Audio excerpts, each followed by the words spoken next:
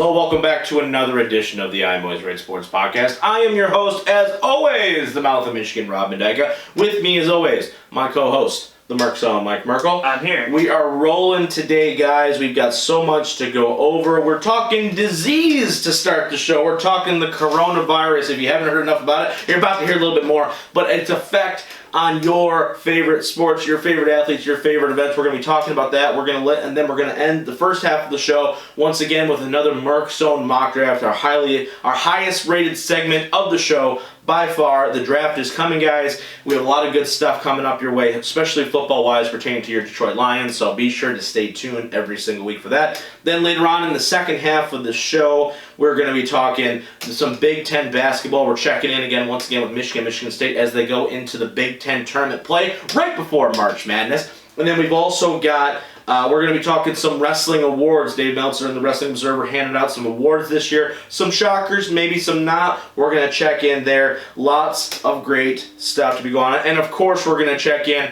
with our St. Louis Battlehawks and the league of the XFL as a whole. Let's talk about them and hopefully their viability for the future. But Mike, let's just jump right in first to this coronavirus thing. Everybody and their mother is talking about this thing, right? It's the new swine flu, it's the new this, it's the new that, whatever, right? But the whole point that we want to talk about is its effect on sports, its effect on, we have now seen some professional soccer leagues have come out and said, yeah, we're going to basically not let fans come. Just because a huge congregation of people. That has now bled over a little bit into the American sports scene, not as an official action yet, but the NBA has kind of issued a warning saying that, we may not have fans come to some of these games. Only the exact amount of people that we need to run a basketball game wouldn't have to come, obviously. Your thoughts on that first before we get into some of the player responses? I think it's a little insane to go this crazy on this virus. Yeah. But at the same time, I'm okay with the concerns Yeah. of it and like people not wanting to go to events because of it and everything. But I think it's a little extreme. I think if you wash your hands enough and if you proper hygiene and everything, I think you should be perfectly fine. Yeah. And there's not too many, at least based in the U.S., there's not too many cases as of right now. Yeah. So going to these events, there's not as much of a likelihood of getting it, even though the Seattle Dragons from the XFL, someone working there has it, I guess. Oh, it came out. Good Lord. So they were freaking out a little bit. But for the most part, I think most of the place is fine. So I think it's a little crazy. Right. The precaution, right, there's obviously now this stigma. It was almost like, all right, what's the coronavirus for so long? It's overseas. Now it's here, and it's like, okay, excuse me, that everyone is now kind of is freaking out a little bit. Everyone's, you can't get certain types of masks anymore to protect yourself, all that good stuff. It's one of those things, luckily Detroit fans probably don't have anything to worry about because no one's going to anybody's games anyway right now. But nonetheless, thoughts on some of the players' reactions, though the biggest one probably coming from LeBron, basically saying, if there's no fans, I'm not playing. Mm-hmm. So, and he was just like, that's just stupid. He is way against the whole thing. Yeah. So, thoughts on LeBron, your boy, coming out and basically saying, screw that. I'm not coming in. I don't care what you tell me. I'm resting that day. Yeah. Well, I totally agree because they were talking about having March Madness have games without people in the arena. It's just like the atmosphere. Whew. Can you imagine a game-winning shot from an underdog seeded team and then no one's there? Just the announcers, he made it. Yeah, the announcer's like, good job, he made it. And the one fan goes, yay. I think the whole point of sports is the atmosphere. Yes. Especially in the high, for some games he might not play just because of the team that they're playing and stuff. Yeah. But these big high caliber games, if he's playing the Clippers or the Bucks or Toronto, one of these bigger teams, and there's no one in the crowd. Yeah. What's the incentive to play? Right. Because for the most part, his incentive at this point in his career also, for him specifically, is the fan service of these tickets are $6,000 because you want to see me play, so I'm going to go play. Right. But if you're not going to be there because of the virus and stuff, and there's going to be an empty arena, why I have am I no playing? incentive to play right now. And that's for every single sport too. Do you think though that he is forgetting about the fan at home? We're not in LA. We can't go watch the Lakers play every single week. if I'm making a scheduled program where I want to watch Lakers Bucks, right? Maybe it's a preview of the NBA Finals for me. Yeah. And he's just like, nah, screw it, because there's no fans in the crowd. Do you think that's doing a disservice to the fans? Say like us, right? Yeah. Or we're maybe fans of him, or that we still enjoy watching him play and watching that matchup. But now he's not going to play because there's no fans actually in the arena. I think it's different to the home audience because, especially nowadays, like I would feel like if we were in like a Jordan era where it wasn't as easy to find these games, and the only time you can watch Jordan is on these national primetime games, right? Or they're playing your team, or they're playing the Detroit Pistons or whatever it is. I think that would be a lot harder because now he's sitting out those national TV games. Now you're like, now I'm never gonna see this guy play. Right. Where now I think there are ways around. You can watch just about any game. Right. NBA TV. NBA TV. Teams have their own channels now. Yeah. So I think that there's less to that only because there are ways to find LeBron James games or any player's games to where if he misses a few because there's no fans in the crowd, I'm like, okay, but like the next game I'm going to be able to watch when he does play or whatever. So it's not detriment to me. Yeah, for sure. But it's just something, that I've seen kind of some people on Facebook and, and other social media that kind of go out there and be like, well, I still want to watch you play. I don't live in LA, or I do live in LA, but I don't have tickets. I would prefer to see him play, yes. Yeah, right. But if there's no fans there and he's like, I'm playing because these fans are here to watch me play, I can't blame you for not playing. Can you imagine the production value on that? It would be so crappy where it's like all you hear is squeak, squeak, squeak, squeak. Exactly. There's oh my god. There's like no momentum. There's It's so funny. It'd be like, they got the momentum now. How could you tell? How could you tell? Yeah, they made 3 shots. Their bench is louder than that bench. Like I would just be like, I feel like they'd have to turn the mics down because you'd probably hear more of the trash talk and stuff. Which like, would be whoa, cool, I guess. But like, just hear some F-bombs. You know what I mean? Like or whatever. Like I feel like those kind of things they'd have to check on themselves a little bit because I feel like that would be just a recipe for disaster. And plus, too, from a business perspective, you don't have the best player in the world playing on a primetime game or whatever. You're losing money because of that. Because I'm not watching if you're just an average NBA fan, which is what I guess I can call myself right now. The Pistons aren't in it. I don't watch every single game. I'll watch the playoffs, but you're way more in depth on basketball than I am. So you'll watch the game probably regardless of LeBron playing or not. If they're playing, say the Bucks or something like that. Yeah. But I may not the Bucks and Lakers playing. No LeBron. All right, well, the Bucks are probably going to get this one. All right, next. You know what I mean? So I think you hurt your viewership, obviously, which, what ties into revenue and ratings and all that stuff. So I think there's a balancing act the NBA is trying to try. Yeah, I also would argue to that point, though, if there's no fans there, the game just feels a lot less. Oh, my And then, I feel like people are just going to tune out even if he does play. Like, if you're having this huge, Can you mammoth matchup. Imagine the shot of the court and there's just nobody there. That's what I mean. There's absolutely nobody there, so you're just hearing the squeak, squeak, squeak of the court. I'm like, I don't know if I want to watch that either, to be honest with you. It's like watching NBA Black Court on 2K. That's fantastic. All right. Obviously something to monitor. I might watch the first one if it's like a string of games just to see what the heck's going to happen because once again, I think it would be hilarious. Can you imagine a football game going on with no fans? Baseball's pretty quiet already, so it's a little bit different. But a game where you are definitely affected by crowd noise and that. Can you imagine Seattle Seahawks, one of the loudest stadiums, and having not a single fan in there, and how that affects it? Who's gonna watch when there's no fan noise? Yeah. That's why our big man over here, Kyle, he's not here today, but he watches college football for the crowd. Right. He watches Penn State, Michigan because the crowd is so loud. Right. When there's no crowd, it's just this is just below average football for sure. All right, obviously we'll monitor the situation. If it actually goes down, we'll be the first to kind of tell you guys about it. Obviously for that, but let's shift now to our highest rated segment of the show, the Merc Zone Mock Draft Corner. It's my favorite segment of the show by far. I love draft time. I love free agency time. Next week, be sure to tune in. We're doing a full free agency primer. What does that mean? That means the NFL free agency is going to be in full effect. Wednesday, March 18th. That's at 4 p.m. is when people are eligible to sign. So before that, we're going to get ahead of the game. We're going to be talking all free agency stuff as it pertains to Detroit Lions, maybe some other big name free agents that we predict where they're going to go. Maybe some Lions are going some other places. So lots of stuff to talk about there. That'll be an exciting time for everybody involved. But Mike, let's just jump right in now to this mock draft. Who is this by?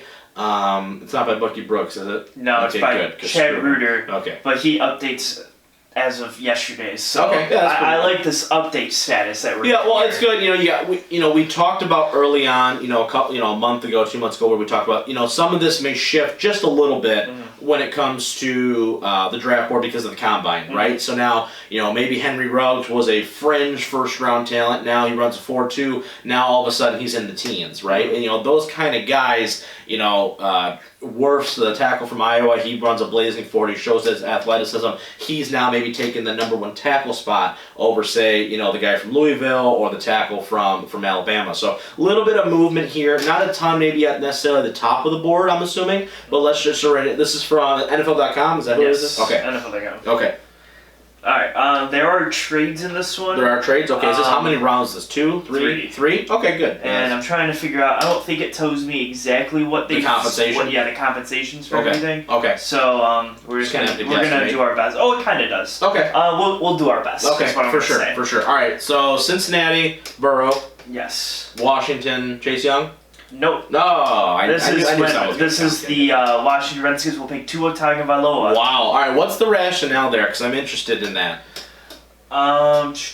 Tua's talent is certainly worthy of this pick, and it would be easy to see Ron Rivera wanting this young man in the building, even if it means parting ways with Dwayne Haskins. They just sees him as a great talent and better than Dwayne Haskins. Well, so now let's break that down here just for a second, because what we've seen a couple different things come out of the Redskins camp, right? They've said that they are interested, they're taking the quarterback evaluation seriously. Yeah. What does that mean? Every team should take every evaluation seriously. We've heard news now that the Dwayne Haskins pick was an owner pick, meaning that, it wasn't maybe, the GM or the team president, whatever his name was, Bruce Allen, I think, it wasn't his call. It was a ownership like, no, we want this guy to be the quarterback, yada, yada, yada. So maybe that goes against, what the rest of the team was saying or for whatever reason. So there's that, a little bit of information out there. You need a franchise quarterback, clearly, to start this off. The Redskins D-line has already a lot of first-round players on that squad. So it's, some people are in the camp saying that maybe they go away from Chase Young just because they think Rivera can make that D-line see its full potential without Chase Young. And then you have the other camp where you go, wow, Jonathan Allen, Daron Payne, and now Chase Young, all on the same line. Damn. You know what I mean? So there's two different camps there. I'm a little shocked by that. Does it say compensation? No, it's not. Oh, no, you didn't trade. He did his That throws everything into a frenzy, honestly.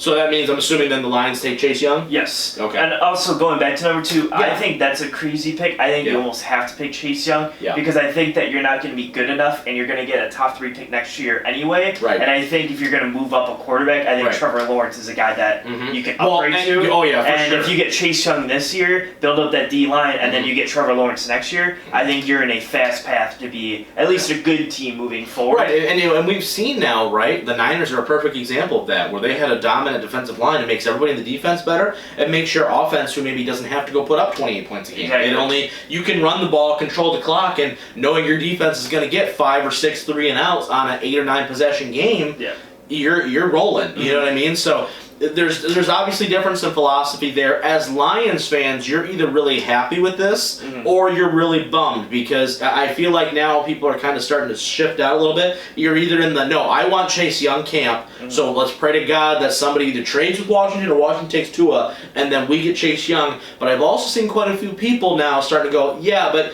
it's almost like, yeah, we take Chase Young, that's great, but if we could trade down to 5 or 6 and get Jeff Okudah, and then still get an additional first or a couple seconds or whatever the case may be, that may be better off long term. Yes. So there's a couple different things. So third, we take Chase Young.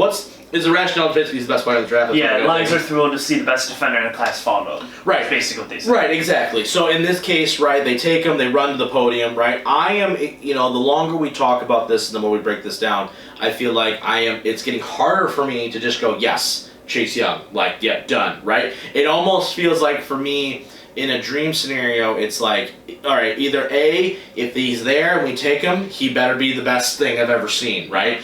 Or the other scenario being, for me, is, all right, Washington takes him, therefore there's nothing else the Lions could have done, so the backlash of him not coming here is like you can't do it. You know what I mean? Which allows us then trade back a little bit, hopefully, right, and kind of go from there.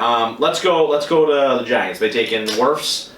Here's the interesting thing. So this is where the first trade comes in. Oh, Washington trades down. No, Miami trades up a spot to get Justin Herbert. Wow. Okay, so rationale being Chargers are behind him. Yes. Right, Chargers try to get the hop, right. And it kind of says that they're kind of doing a Bears move, where they really need a quarterback, and they just want to secure it. They need to secure the guy, right. And they only give up a second round pick and a 2021 middle round pick to move up the spot. So I think they want to give up more than that. Just based off what the Bears gave up everything to get Trubisky, but I think also in this scenario, I think that the Chargers, if they are in the quarterback market, which I think they are, and they don't sign anybody like Teddy Bridgewater or Brady or whoever in free agency, that I feel like you're going to have to give up more than just that pick and a couple middle rounds. I feel like another first rounder has to be involved there. So 5. Whatever pick later on that first round, and then probably a third, and then something next year, in my opinion. The chart maybe that we went over a couple weeks ago, that probably the math doesn't work there, but going from what the Chargers would be willing to offer you to top that, right, it's kind of, you get into that bidding war at that point, you know what I mean? Yeah, it's a bidding war. I guess just assuming that the Chargers just didn't move up. Right. Yeah, for sure. And it's hard to predict that, obviously, those conversations. Sometimes when you see those trades, you go, wow, they gave up a lot to go grab whatever guy, right? Yeah. Okay, so they take Justin Herbert, 3 quarterbacks in the first 4 picks. Craziness. All right, so then New York, I keep saying Washington. New York then is number 5. I'm assuming they take Isaiah Simmons? They don't. They take Mekhi Becton, the offensive tackle. Louisville guy who ran fast. Very high, I guess. The only reason why I said Simmons is just because, they need linebacker help there in New York, right? And Dave Gettleman's a wild card, so it's kind of one of those where you just say, throw your hands up and go, I don't know what the hell this guy's going to do. You know what I mean? But great pick for him. If they think he's the number 1 tackle on the board, protect Daniel Jones, give Saquon another guy to help him out, pair him up with Will Hernandez at guard, and you've got a pretty nice little combination there, along with Zeitler, the other guard that they traded for Cleveland, what's his nuts from Olivier Vernon for. So good offensive line shaping up there. And then number 6, the Chargers will take quarterback Jordan Love. Wow. Okay, so that's I think is a bit of a reach there. Yeah. Just because I feel like that's a reactionary pick at that point, where it's like, imagine you have the number 6 pick, Mike, and you're taking theoretically the 4th best quarterback on the board. That's not okay. You know what I mean? I feel like at that point, trade back if you can. You've got Jeff Okudah, Derek Brown, Isaiah Simmons all standing there, and you know what I mean? It's like, jeez, let's talk real quick though about the Chargers. And there's some news been coming out of there where there's been some speculation that from some of these draft guys, Daniel Jeremiah has come out and kind of said he thinks that the Chargers will be more likely to move up and trade up with the Lions rather than Miami. Miami, I think there's some, I don't know if there's rumblings, if he's got an inside track, but basically that Miami is okay with both Herbert and Tua, so they may just sit back with the amount of needs that they have, the depth that they have in this draft, right, at wide receiver, defensive back, defensive line, where you can kind of say, maybe we stay at 5, let whatever quarterback falls to us at 5 go get his number 1 weapon at 21 or whatever the next pick is, right, and just stockpile these great athletes rather than having to sacrifice a couple of those picks to move up to 3 to secure a guy that maybe they're so close neck and neck on our board that it doesn't matter for us. They both fit whatever we're trying to run.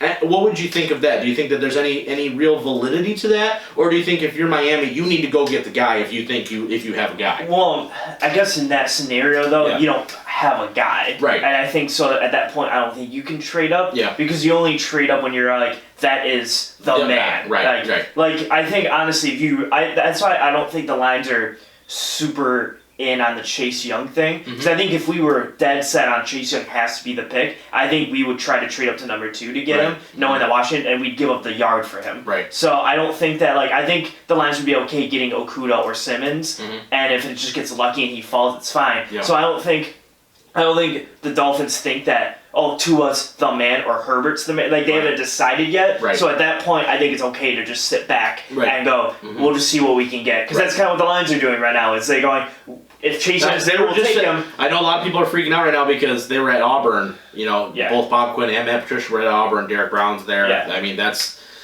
a little bit scary. I'm not gonna lie, just because if they take a defensive lineman at 3, and you've got all this other playmakers, I know Derek Brown's a highly rated prospect, but out of the 3 guys that, without Chase Young being in that mix, the 3 guys, if you're ranking them, it's Okudah, Simmons, and Derek Brown. Yeah. So no offense, but especially if Slay's gone, you better be right, kind of thing. But to your point though, right? If they're so if they're so close, and maybe that shakes out a little bit after Tua's pro day, right? Maybe he goes out and he's just like phenomenal, right? He's throwing to 2 of the 3 of the best wide receivers in the draft anyway. You know, maybe that changes some people's opinions where they go, holy crap, this dude is phenomenal. Or it's the thing where it's like, yeah, it's good. Yeah. But what's the difference? You know what I mean? It's just pick your flavor. Yeah, exactly. So I think the Chargers are more like, I think the Chargers are going to have a dead set guy. I think the Chargers are going to need a dead set guy, and I also think the Chargers are they're in a rougher spot than Miami is. I know that's weird to say. Miami has all this draft capital, right? So they have the ability to control the draft completely, right? The Chargers, though, they're in a weird situation where they've got Keenan Allen's going to be a free agent. Mike Williams could potentially be a free agent. They just re-signed Eckler, right? But they just traded Okung for a guard with Carolina. They don't have a quarterback there right now of any sort of substance. The defense is okay, not great. They're a team that's like, I don't know, where do you start? You know what I mean? Like, what do? You've got a lot of big name players on your team that could potentially be leaving, along with the fact that you don't have 3 first-round picks. You don't have the ability, you know what I mean? So if you're going to trade up, it means either you're going to sell the farm this year, or you're going to have to mortgage your future. So they're going to be like super like, we have to get this right, because if we don't, we're screwed for the next 5 years. Yeah. You know what I mean? So I think it's a little bit of a different, philosophy, and a little bit 2 sides of different coins, because Miami is saying, yeah, we're bad. We're probably going to be bad next year too, but we have all these pieces now that we can build off of. Say we get a number 1 wide receiver. Say we get A.J. Espinoza, the defensive end from Iowa,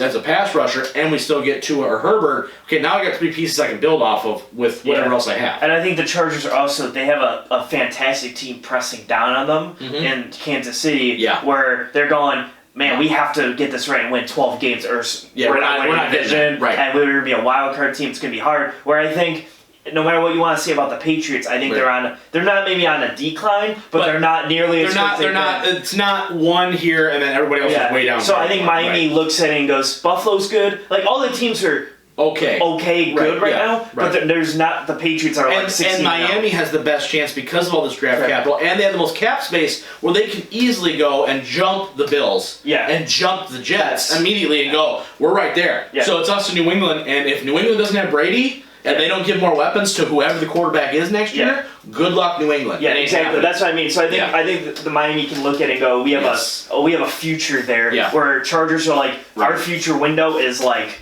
right now a mini square. Right, for sure. All right, let's go to the second round here real quick. We've been breaking down the first part of this draft here. I think that's where all the fireworks are really going to happen. So let's go round 2. So all right. So Lions get Chase Young, right, defensive end. I mean, do they go? They could go offensive line here. They could go defensive backfield still. I'm going to say they take some sort of a defensive back just based off of, I'm assuming Slay's gone. So no, they take an offensive guard. They take a LSU Damian Lewis. I knew that. I had a feeling they were going to go offensive line, and I still went against my gut anyway. I'm like the worst GM ever. Who are the picks that go right before him, though? Right before? Yeah. Cole Kmet, tight end. Okay. Denzel Mims, wide receiver to the Bengals. Yeah.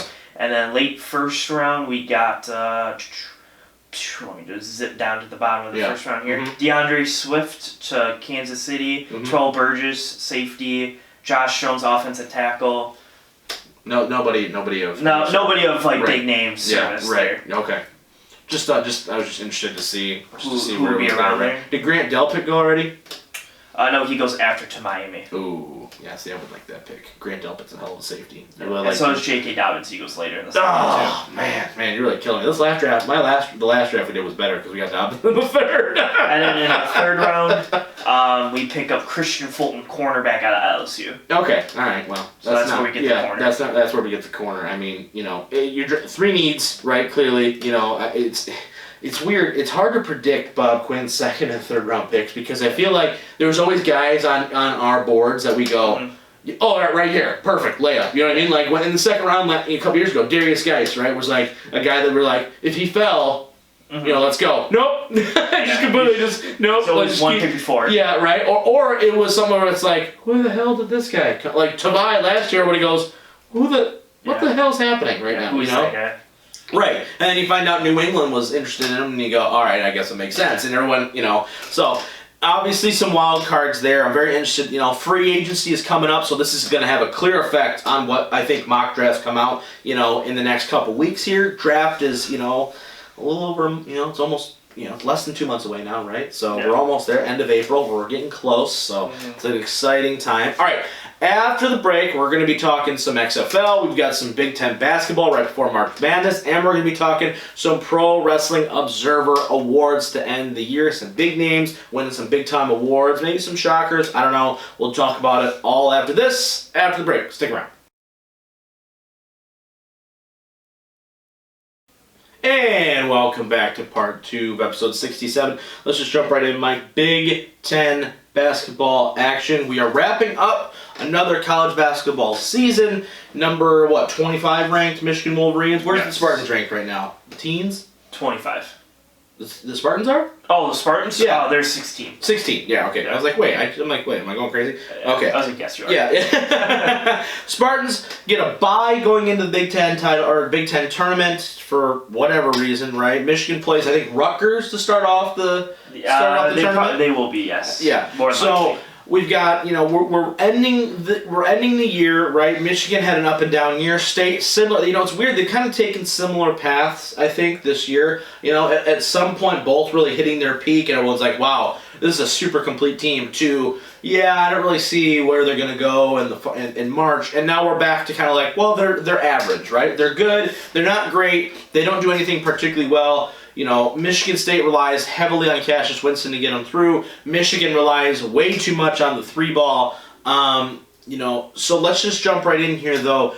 Your thoughts, first off, who do you got winning the tournament, number one, right? The Big Ten tournament, not March Madness. We may be doing a quick hitter episode. We're doing basically breaking down an entire I'm Always Right Sports podcast March Madness bracket. So hopefully Kyle will be here. Yeah, hopefully Kyle will be here, the whale man. Mike's really into March Madness. He breaks it down for us, gives us all the statistics on that. We did it last year, so if you guys enjoyed that, it's going to be coming your way in a quick hitter episode. But as far as this tournament goes, Michigan's won it a couple years. Michigan State won it last year in a really close game against Michigan.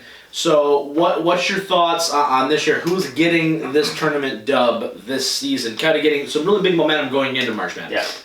Yeah. If I'm going to put my money on actually Michigan State this year. Really? Yes. Yeah. Reason being is I think being a top 3 seed, you're not going to really play the high caliber opponents, especially if you can win. Mm-hmm. Today they play Ohio State as of this recording. Yeah. If they win that game, then they're the number 2 seed, I believe, meaning that they play a lot of the lower seeds before they will get to the eventual, probably the 1 seed in Wisconsin or Maryland or whatever.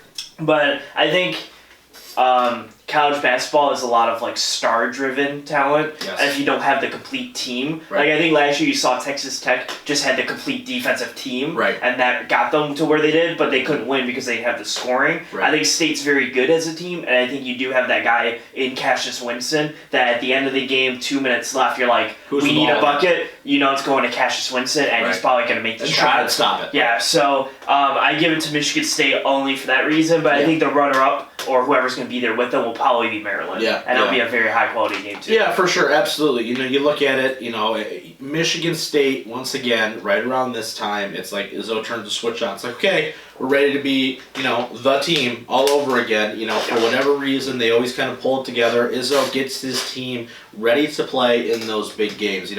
it's kind of, we've always accused Michigan State of kind of falling in big games as far as football wise, but basketball I feel like it's almost the complete opposite most of the time, where Izzo makes chicken salad out of nothing, a lot of times. So it's really, you really, really, really are looking forward to the Spartans really kind of taking up their game to another level. And I'm right there with you. I think Michigan State is a perfect team to win this thing. I think Maryland's going to give them a hell of a fight. Yeah. I don't foresee Michigan doing anything major in this. No, because they're gonna hit. They probably will get Rutgers in the first round. Yeah, I think they beat Rutgers. So I think they could beat Rutgers, but then you're playing the 1 seed, which right now would be Wisconsin. Right. Possibly could be Michigan State as the 1. Mm-hmm. So I think that's where Michigan's gonna fall off is around that time. Now, if they play Michigan State, I think they got a better shot. Honestly, I think they do Wisconsin, but either way, I think that if they run into any of those teams, whether it's Wisconsin, Maryland, or Michigan State, I think you're really hurting there. Once again, what you just hit the nail on the head, though. Michigan does not have the guy, right? I mean, they wish they did. They wish that Livers was the guy, right? And at times really. He has been, but the injuries and everything else, he hasn't been able to get going full time. You don't have a guy, right? Yeah. You have a great collection of good players, solid players.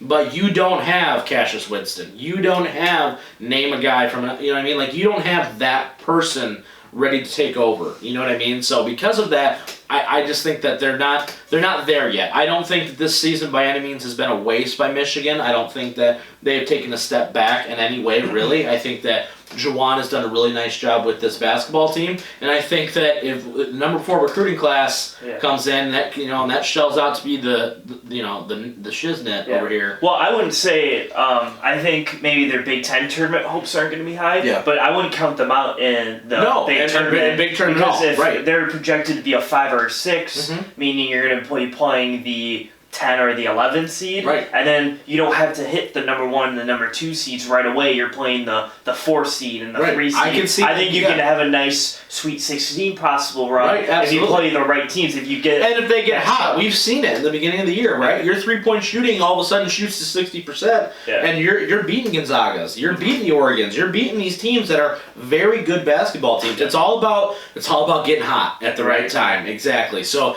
we saw it last year with Texas Tech. That defense just strangled Michigan right out of the damn tournament. You've seen those kinds of plays happen. So if they get hot and the shooting comes around, we've seen it before. We saw it that run, when they went against Villanova, 2 years ago. Sometimes magic happens, right? So we're not going to count them out. Like I said, we're going to do a whole show probably on March Madness, but just wanted to kind of check in with both of those guys and see where we got going into Big Ten play.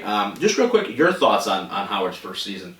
I think we're not talking about Spartans. Izzo's been there forever, so I think it's been perfectly fine. I think you're hurting only because the Big Ten is so good this year that it almost looks like right now you're sitting at 8 and you're like, wow, you're 8. Beeline was 4 last year or whatever you want to say. But then last year I was like, but last year there was a 3-team race to win the Big Ten. This year there's 12 teams that are going to make the tournament. Right, so, exactly. I mean, for the comparative competition that you're playing, you were able to beat Michigan State this year at least once, maybe even play them again in the tournament. I think you had a very good. You had a good year. I think the the Spartans and Michigan are closer than people think too. I do think Spartans are the better team. I think they're the better team because they have Cassius. Right, exactly. I think if I was drafting players for a team, it would probably be I think I would have more Michigan players. Yes, I would too, but I think that Winston puts them over the top because he makes everybody else better. Yeah, Winston, even Tillman might be the first 2 picks, but I think the next 5 would be Michigan players. Right, exactly. But those 2 put them more in the top. Right, exactly. So, you can tell both games that they've played have been close, right, both ways. So you just kind of go in and you just kind of say, when you look at Juwan's resume, right, they're 19 and 11 as of this recording. They're right there. You just kind of feel like, they didn't take a massive step back that I think some people were expecting almost. They're like, well, what's he going to do? He's going to be a head coach. It's like, but he knows basketball. And if he's going to be able to recruit the way that he's recruiting, there's another couple guys now they're in on 2, I think 4 or 5 stars. I think another power forward, another center. So, man, they land those guys too. Oh boy, you know what I mean? Look out, we got some big things happening. But all right, let's shift our focus now to the XFL. This is the XFL. We're talking, we've talked about them. We previewed the rules. We're 4 or 5 weeks in now.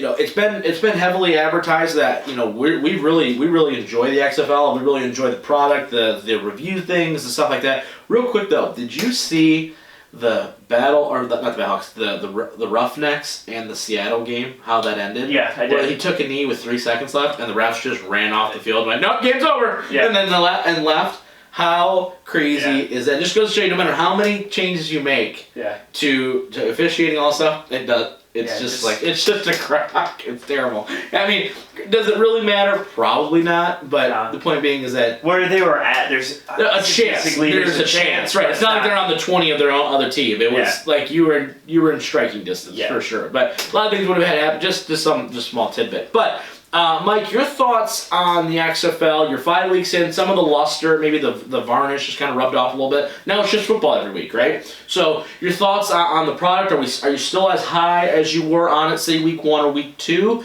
I know we're happy with our Battlehawks. We are. You know what I mean?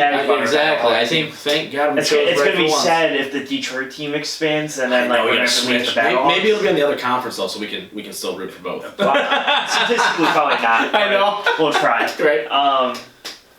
But I've been very happy with the product. I think it's been very fun to watch. Yeah. I think the league isn't as diverse as people think it is, or as top heavy, I guess you could say. I think it is very diverse. Yeah. I think you have teams like the Wildcats or the Guardians or even the Dragons who are like, they're not good, but they can come to play 1 week. Like the Dragons play the Roughnecks. The Roughnecks are going by 40, and then the Dragons somehow come out there and you're like, wait.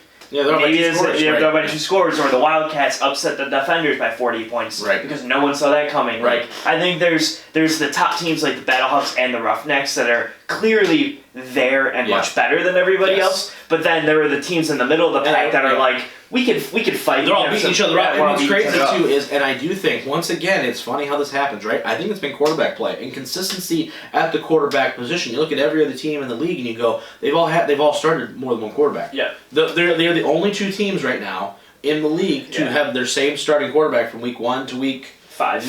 Yeah, exactly. So I will say the only caveat is Dallas wouldn't have switched their quarterback if it wasn't for injury. Right. Yeah, no doubt. But, right. Yeah. So my point being, right? Even Landry though. Jones, I think he was starting. He didn't play. He didn't play yesterday. No, because he's a nagging injury. Right. But Exactly. I think it's because he's 600 pounds, but that's another. He's the big Ben Roethlisberger. Yeah. Except with no mobility, it's fine. But I'm with you though. I still really enjoy the product. It's still must-watch TV for me, especially when the Battlehawks play. But like, I will sit down. And I know it's 2 and 5. I will watch a game just to watch it. Like I enjoy hearing the play calls. I enjoy that stuff. I think the commentating has been really nice. The review system, outside of a couple minor blips there, but overall the review system, it's been nice to see. It's something that I think the NFL needs to adapt immediately. And I think it's just been fun at the end of the day. I think it's everything that you wanted it to be. I think the times and the day it comes on is almost perfect to every other sport, whatever anything else is doing, because they know they don't want to compete with Saturday night basketball. Right after the football seasons, they always put ABC as their primetime football or basketball at 8:30 at night on Saturdays. So they have their games at 2 and 5 or 3 and 6, right before the basketball starts. Right into your game. Or they're not missing UFC events because they're right before. Right. And then on Sundays, they interact with the NBA a little bit, but it's easy to go back and forth. And there's not much NBA on Sundays. They usually have an early game, and usually the night games are just like the Pistons play or whatever. Right, exactly. But then you can have the night games with the XFL. I think they do a good job with the scheduling, and I think that they got really lucky in having 3 to 4 very good teams to where they can kind of spread the games out, so you get like Battlehawks and Vipers, and you're like, well, the Vipers aren't really good, but at least the Battlehawks are good, so it's a fun game, and you have at least one primetime game a week where you're like, wow, 2 undefeated teams, let's see it, or whatever. Exactly. So I think you have enough to keep it going there. And you see now, there is, the level of play is higher, than I think some people expected. I do think there's going to be several people that are picked up after the season ends, because there is an actual designated time for the NFL to sign XFL players, for tryouts like that. I wouldn't be surprised if the Battlehawks quarterback gets signed somewhere. Yeah. Just at least on a tryout preseason roster basis. I mean, he's 22. You know what I mean? Like, PJ Walker, I bet gets signed. I think Pearsonell, I think is another guy who probably. I think it's interesting though, because I don't think a lot of these guys, I don't know how great they're going to be if they're not in the for sure. I just think they're going to get a trial. Yeah, they will. Wow, you played really well, and there may be some upside to you. Let's see. I think it's going to be interesting. I think this is something that we're going to look at. And someone like Jordan Ta'amu, I think is a perfect example where do you want to be on an NFL team, but very low on the scale, or you're going to be the face of the XFL. Of the franchise, right. Yeah. Like, which one, you might not make as much, but you're playing football still, and you're the face of the league. Right. Which one do you go to? And like PJ Walker is the same thing. It's weird to think about, like how theoretically, right? Like, say the Battlehawks and the Roughnecks in the end, right? Say we win the thing. And then next year, like, half the team's gone. Like, you know what I mean? Where you're like, oh, crap. Like, now we're the worst team in the league because we're terrible. I think what this league's going to benefit from if it keeps going is the college talent. Because I think if you get, hypothetically, say, like a Trevor Lawrence type player in his first freshman year, then you have him for 3 years. So, you can at least build the league around him for, like, 3 years. I think it's going to be those college guys that can't be in the league for 3 years. Yeah. I think you'll start seeing guys, like, from the CFL starting to come over. Yeah. You know what I mean? I think you'll start seeing guys, that maybe don't want to play. It's going to turn very NBA-esque, where it's like, I don't want to go play college ball. I'm going to pull the LaMelo route, and I'm just going to go play overseas for a couple years. I'm going to play in the XFL I'm going to play in the XFL, and then I'm going to go to the NFL after a few years because I'm going to make money this way. Exactly. It's very interesting to see. I really hope. Let's talk real quick though. Are you concerned at all? Somebody made a point. The ratings have been down every week since the debut, right? Mm-hmm. However, they're still the highest ranked show or game or program in their time slot. Mm-hmm. So everything's kind of. You having games in the middle of the day on Saturday, you're not going to get a 6-point rating. It's just not happening. You know what I mean? Especially as the weather gets nicer, but they're still the highest ranked show on the respective networks, right, with ABC, ESPN, whatever. Are you concerned at all with the trend of the ratings being down at all, or are you okay because they're still technically the highest rated show on their network? See, I read a report in that time frame. I'm perfectly fine, and I would say that because I read a report that they weren't expecting more than 700,000 people to watch every game, right? And I don't think they've had under 1 million, in any game so far. They're right around that. They're over their projected average already. Yeah. So I'm perfectly fine. Right. They're declining slightly due to everything that you just mentioned. Right. But if you're still hitting 1 million people watching a football game on a Saturday at 2:00, right. I think you're doing a good job, and it's a new league. It's not college football. Yeah, and exactly, and I think too, the gameplay itself has not been like, oh my gosh, like you can totally tell this is not the NFL. Like, oh geez, like this is bad. Good gameplay, competitive games usually, right? I think that the presentation's been nice. It's way better than the first time they tried this. Yeah. It's way better. If you weren't alive then, go back and look at some old footage because it was terrible. Yeah. But point being, right, is that you just go and you go, all right, this could be a viable league. Do you think we're going to see a season 2? Oh, absolutely. Yeah. I think we're going to at least see a season 3. I think maybe after that's iffy, but I think as long as the money's there, I think you can do it. I will say, and to that last point before we move on to these wrestling awards, for sure. I will say that that like the NFL comparison, like it looks like the NFL. We were watching the Battlehawks game last week, and they were playing the Guardians. Yeah. And if you didn't have the XFL logos on, I think an average person would have guessed it's just the NFL later, because it just looked, there was like enough people in the crowd, and it just looked like an NFL style game. That's something too we talked about, and I think that you just mentioned to me off air that that the Battlehawks sold out their upper bowl. Yeah, they're selling out their upper bowl, which means that there's that's the thing, man. Football is football in America, right? So if, say, in Oakland, right, they want football back, right? And if there's room for expansion, I honestly don't think that they should come to Detroit or Chicago. I don't think they should come here at all. I think they should go to an Oakland team, right? Yeah. Or they should go to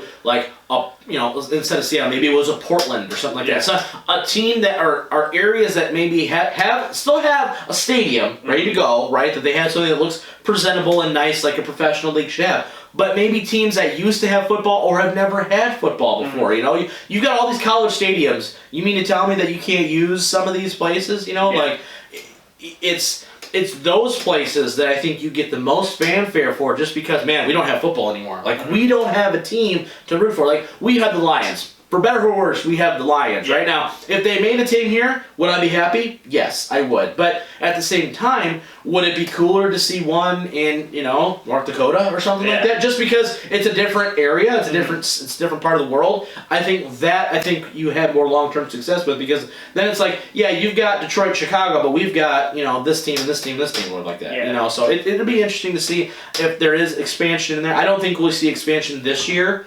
After this season, I think they need to wait a couple years, but I think after season 2, if they continue on this trend, I definitely think you could see expanded, to a couple more teams, for sure.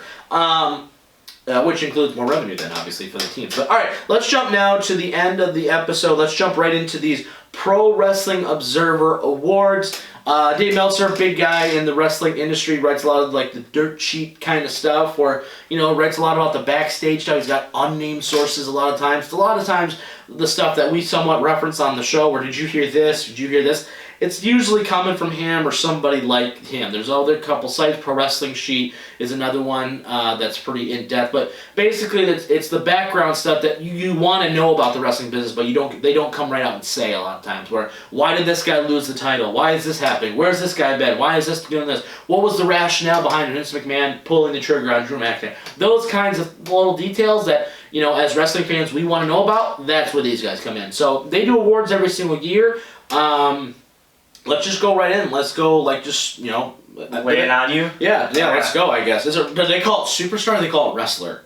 They call them, let's see, what is this award called? I'm WWE, through, so, I don't call these it are Superstar. cool, because this is mixed with the UFC, so they have Wrestler of the Year, they have Most Outstanding Wrestler, so they're all wrestler-based topics. Okay.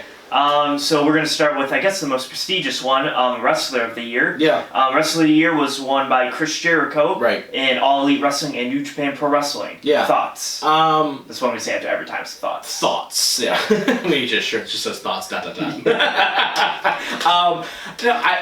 Deserved. Well deserved. There's not anybody in the WWE right now that you can point to and having it. I don't think in New Japan you could make the argument theoretically Ospreay or Naito just based off of the years they had. Yep. But from a match quality perspective especially. But Jericho joining a new company, he still did the stuff in New Japan, which was really good. Did the thing with Tanahashi and whatever. Did stuff with Naito and everything else. But this past year, AEW starting up, he's the pillar of that entire company. He's a true face of the company. He's the biggest fish they could have possibly landed for that company with the most name value. The resume to boot, he's the first champion. He completely changed his whole gimmick again for the 15th time, right? Mm-hmm. He's literally put himself on a Mount Rushmore of the greatest of all time, in my opinion. I was thinking about this pretty heavily when we were actually at the show, and I was like, man, when you really think about it, he's got everything. He's got the accolades, he's got the mic work, he's got the characters, he's got everything you could ever ask for in a groundbreaking performer that we may never see again. Legitimately, a guy to change his persona and change, and everything he does gets over. Mm-hmm. Everything. He says something one night and it's over. It's crazy. So absolutely well deserved. He's the oldest guy to ever win this award too, right? That's why.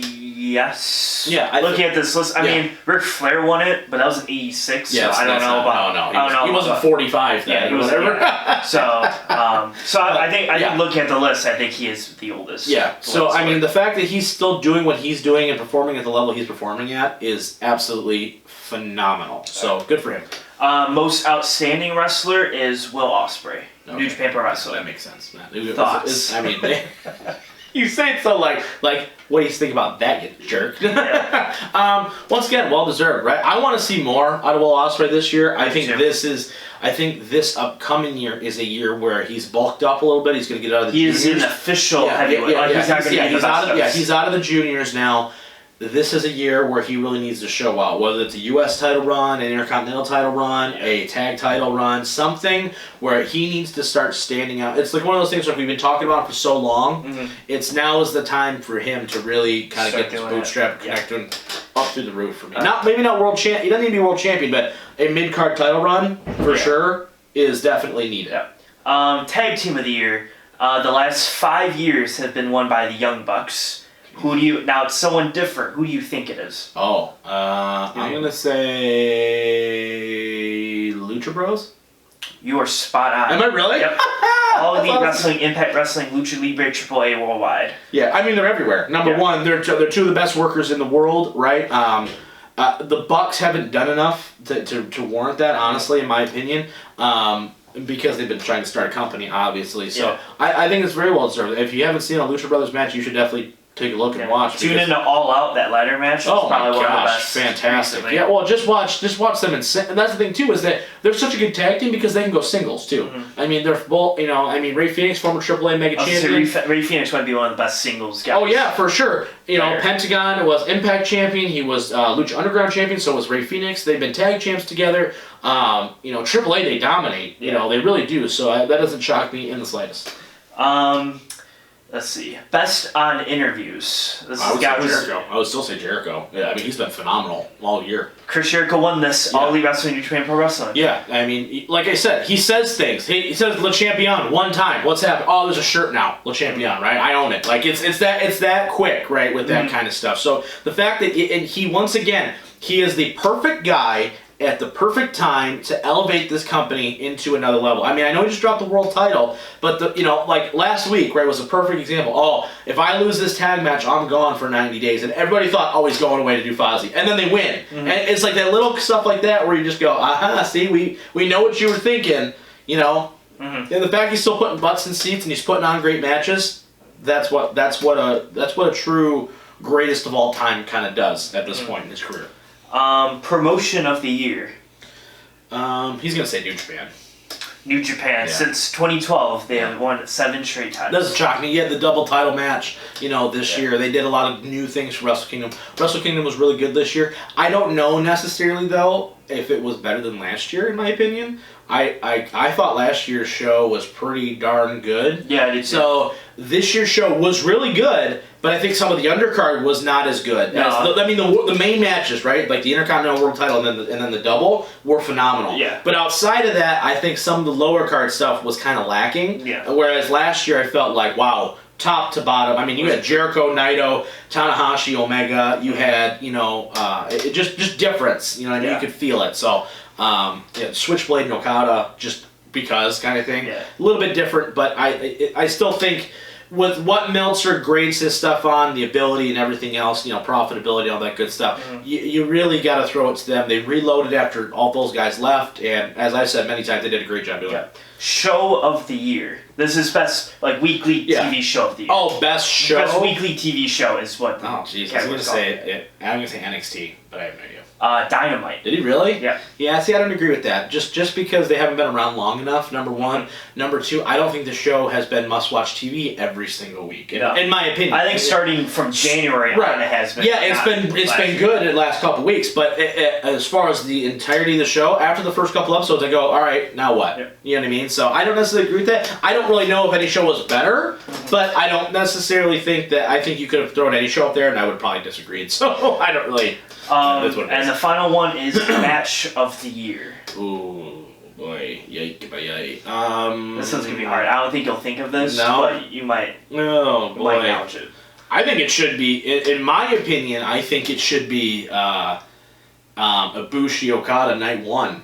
That match, I think, was better than any match that I've seen this year that I can at least think of in my head. Yeah.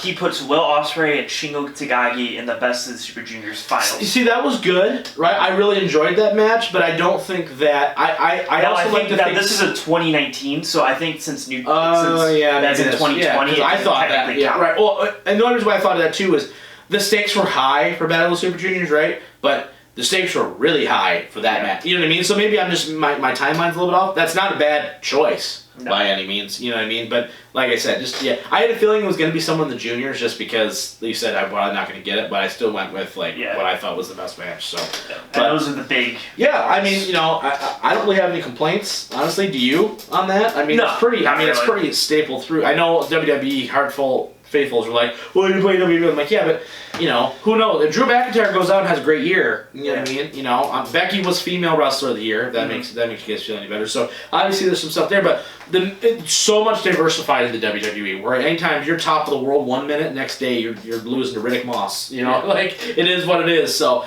it's just a little bit different in the WWE where I feel like you have longer runs on top usually. in New Japan or even in AEW, right? Where it's like there's really like a whole thing built around you. Like Jinder Mahal was WWE champion, and now you haven't seen him in 3 weeks. Yeah. You know, so it's just a little bit different. You know, it's a little more changing atmosphere. There's more content than WWE too. So it's you know, you're recycling things through a little bit faster. So that's probably why you're not seeing that, you know, as much. But anyway, that's going to be it for this week's episode. Next week, we're doing a free agency primer. We're going to see maybe how it affects maybe some possible mock drafts. We're going to be doing that. Lots of great stuff coming your way next week, and maybe some quick hitters as well. For the Merc Zone, for the Missing Whale Man, I'm the Mouth of Michigan, and we will see you guys, as always, next time.